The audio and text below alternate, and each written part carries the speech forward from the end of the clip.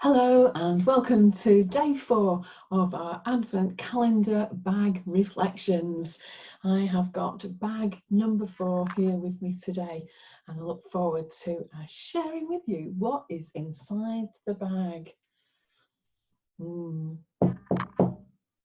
Something very hard, not heavy but hard. You ready? Exciting? Good. Let's open it up. We have got a wooden figure of an angel. There we go. Got lovely wood, nice markings on the wood. I don't know if you can see that. Might not show up there. There you go. What a beautiful angel we have got. What springs to mind for you when you think of an angel? I can remember when I was very young and my grandma called me her little angel. Oh, so an angel must be someone special. Or perhaps you've heard someone say, be an angel and help me with this. So an angel then must be someone who is helpful or kind. An adult sometimes refer to a well-behaved child as being like a little angel. So perhaps angels must be obedient too. I wonder why this would be in our Advent calendar bag today. I'm reminded of a primary school nativity play that I attended, and there was a whole host of angels and they all had really big wings. Whoever was making the angel outfits that year really went to town on the wings. They were magnificent. Unfortunately, there was a lot of angels and they were stood quite close together. So you can imagine, can't you, their wings somehow got locked in and joined together, which wasn't too bad until one of the angels lost her balance and started off, and the whole row of angels went boom, boom, boom, boom, boom, boom, boom, boom, boom, all along until all the angels had fallen over. So, well, the angels weren't expecting that. The audience certainly wasn't expecting that. And the teachers just stood there going, oh, they weren't expecting that. And you know what? I think the word unexpected reveals a lot about angels. So we have a story. Good. This is a story that's written by Bob Hartman. I love Bob Hartman's. He writes great stories and he is a great storyteller. So if you ever get an opportunity to hear or see Bob Hartman tell a story, well worth it. Here we go.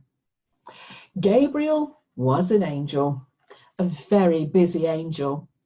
And God decided that the time had come to send his son into the world. So he chose Gabriel to get everything ready. The first thing Gabriel did was to visit an old priest called Zechariah. He and his wife Elizabeth had no children of their own, and that made them very sad. So one day, while Zechariah was working in the temple in Jerusalem, Gabriel appeared to him, bright and shiny, glowing and gold. Zechariah had never seen an angel before, so he was very frightened. His legs turned to jelly, he quivered, he shivered, and he shook. Don't be afraid, said Gabriel gently, for I am here to bring you good news. You and your wife will have a baby, and you will call him John. And when he grows up, he will help the world get ready to meet God's own special son. Well, that was an unexpected surprise for Zechariah. An even bigger one for his wife, I would imagine. But the story goes on. 6 months after Zechariah's wife Elizabeth discovered that she would have a child, well, Gabriel went to work again. This time, Gabriel visited Elizabeth's cousin, Mary. Elizabeth and Mary were quite different. Elizabeth was quite old, but Mary was very young. Elizabeth had been married for many years, but Mary wasn't yet married at all. She was engaged to Joseph, a carpenter, and she was very busy making plans for their wedding. And that's when the angel Gabriel appeared to her, bright and shiny, glowing and gold, just as he had appeared to Zechariah. "Hello, Mary," Gabriel said. "God is with you and wants to do something very special for you." Well, Mary didn't know what to think. She'd never seen an angel before, and she couldn't imagine what special thing God wanted to do for her. And she was too scared to ask. And Gabriel could see that she was looking frightened. "There's no need to be afraid," he told her. "God has chosen you for something wonderful. He wants you to be the mother of a little baby, a baby called Jesus." Mary looked more worried than ever. Or surprised. "I don't understand," she said. And Gabriel smiled. It was a warm smile and a mysterious smile too. "God's own spirit will visit you," he said, "like a welcome shadow on a warm summer's day. He will wrap his love around you, and the child who will spring to life in you will be God's child too." Well, Mary had never heard anything like this before. "I know this is hard to believe," Gabriel said, "but God can do the most amazing things." Well, that was an unexpected surprise for Mary. But the story doesn't stop there either. When Mary's fiancé, Joseph, found out that Mary was going to have a baby and that the baby wasn't his, he was not very happy at all. Mary had tried to explain. She'd told him about the angel and what the angel had said. She had told him that the baby would be God's special son. But Joseph didn't believe her, and who could blame him? So Joseph decided to call off the wedding. But because he loved Mary, he would do it quietly so that Mary would not be embarrassed. And that was when the busy angel Gabriel decided to make another visit. This time he appeared to Joseph in a dream, bright and shiny, glowing and gold, deep in the middle of the night. "There's no need to be worried," he said to Joseph. "There's no need to be afraid. Everything Mary has told you is true." Well, when Joseph woke up, he knew exactly what to do. He went straight to Mary's house. He gave her a hug and told her about his dream. Well, I don't know if Mary was surprised when she heard about Joseph's dream, but Joseph certainly hadn't been expecting a visit from an angel. And you know what? The story doesn't stop there. The busy angel Gabriel had one more Christmas job to do. He had to go and tell somebody that the baby, Jesus, had been born. Any guesses where he's off to this time? He could have told a powerful somebody, like a king. He could have told a religious somebody, like a high priest. He could have told a wealthy somebody, like the richest man in Bethlehem.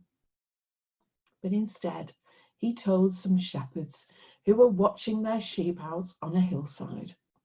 It was late, it was dark, and some of them just wanted to drop off to sleep. And that's when Gabriel appeared, bright and shiny, glowing and gold, just as he had appeared to Zechariah and Mary and in Joseph's dream.